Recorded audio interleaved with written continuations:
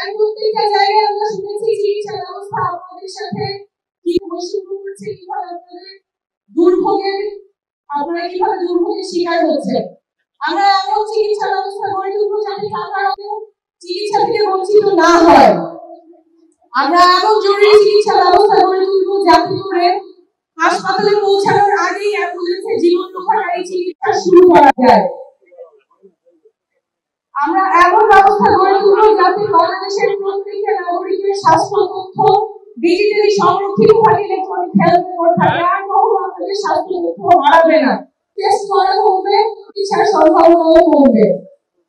আমরা প্রাথমিক স্বাস্থ্যকে শক্তিশালী করে গড়ে তুলব। আমরা মানসিক স্বাস্থ্যের প্রসার ঘটাবো, কেন্দ্র স্থাপন করবো।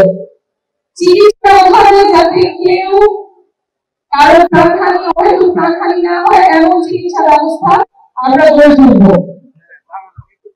আমাদের অর্থনীতি এমন হবে কল্যাণমুখী অর্থনীতি হবে, যেখানে সকলের কর্মসংস্থান নিশ্চিত হবে। শুধুমাত্র কর্মসংস্থান না, যেখানে একটা চাকরি নিশ্চিত হবে, মর্যাদাপূর্ণ চাকরি নিশ্চিত হবে, এমন কর্মসংস্থান নিশ্চিত হবে। শুধুমাত্র বেতন খেয়ে পড়ে বাঁচার অবস্থা এমন কর্মসংস্থান আমরা চাই না। এমন কর্মসংস্থান চাই যেখানে নাগরিকের মর্যাদা থাকবে এবং ভালো করে বাঁচার সুযোগ দিবে। আমরা কর কাঠামো ন্যায্যভাবে ঢেলে সাজাবো যাতে করে ধনী গরিবের বৈষম্য দূর হয়। আমরা এমন রাজনীতি করবো যাতে করে বাংলাদেশের প্রত্যেকটা নাগরিক রাজনীতিতে সক্রিয় অংশগ্রহণ করতে পারে, প্রত্যেকটা তরুণ রাজনীতিতে সক্রিয় অংশগ্রহণ করতে পারে। আমরা দেশবন্ধী জুলাই পর্যন্ত প্রত্যেকটা জেলায় দেখেছি তরুণরা কতখানি উচ্ছ্বাস, কতখানি উদ্দীপনা নিয়ে আমাদের সাথে যোগ দিয়েছেন। তারা ভাবছেন দেশের কথা, তারা স্বপ্ন দেখছেন দেশ পরিবর্তন হবে, তারা দেশটা পরিবর্তন করবে।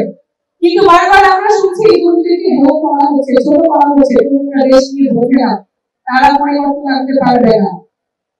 কিন্তু ঠাকুরগাঁয়ের লামির যে স্বপ্ন নিয়ে রাস্তায় ছিল, সিরাজগঞ্জের জুলাই যে স্বপ্ন নিয়ে রাস্তায় ছিল, এখন যে প্রজন্মগত রূপান্তর ঘটে আছে, যে রাজনৈতিক সচেতনতা তৈরি হয়েছে, সেটা আমাদের লালন করতেই হবে।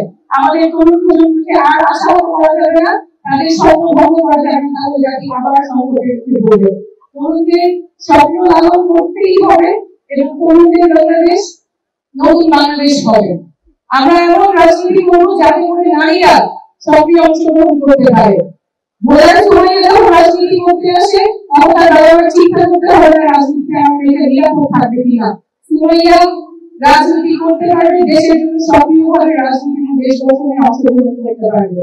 আমরা এমন রাজনীতি করবো যেখানে আমাদের প্রবাসী ভাইয়েরা যারা দেশ গঠনে ভূমিকা রাখতে চান, যারা নির্বাচনে ভোট দিতে চান, তাদের সেই ব্যবস্থা আমরা নিশ্চিত করবো।